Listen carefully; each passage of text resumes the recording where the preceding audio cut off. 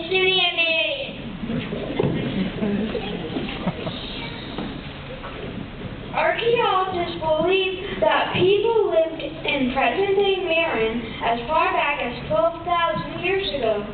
Just before the Pilgrims came to America in 1620, Longknives lived here in a village called Sippican, meaning land of many waters. In 1679, 29 Pilgrim families from Plymouth settled here and named the area Rochester after a town in England.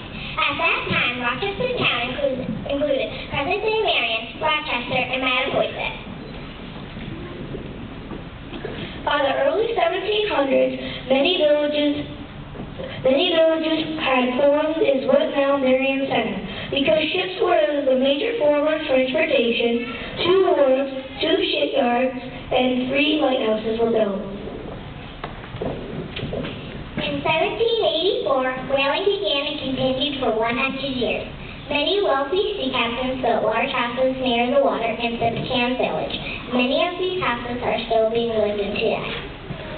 In 1791, Elizabeth Pitcher, who later became Elizabeth Tabor, was born in Marion and spent her childhood and young adulthood here. She later married and moved to New Bedford. In 1812, the salt works and many ships were built. Salt became the town's main business because England had begun to tax it heavily just before the Revolutionary War. In 1852, the 3 separate areas in Rochester town began to disagree over property, meeting places, and money.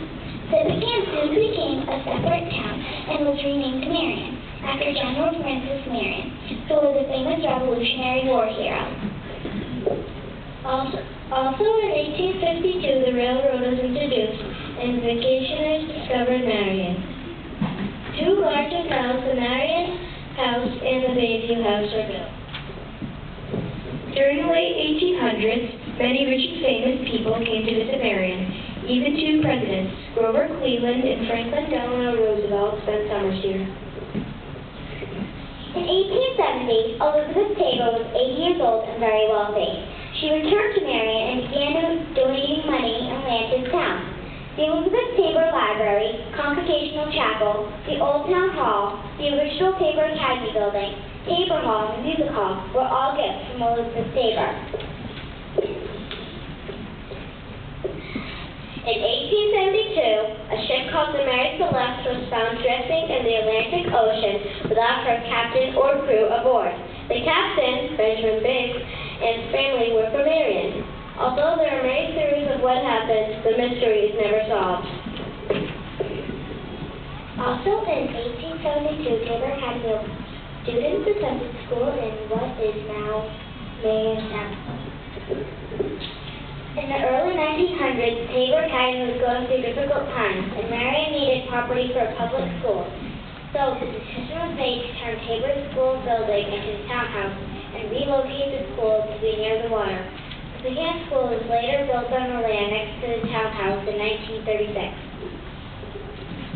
Today, Marion has a round population of about 5,000 people, with about 2,000 more residents coming during the summer. People still enjoy the beautiful and peaceful setting that attracted others from long ago.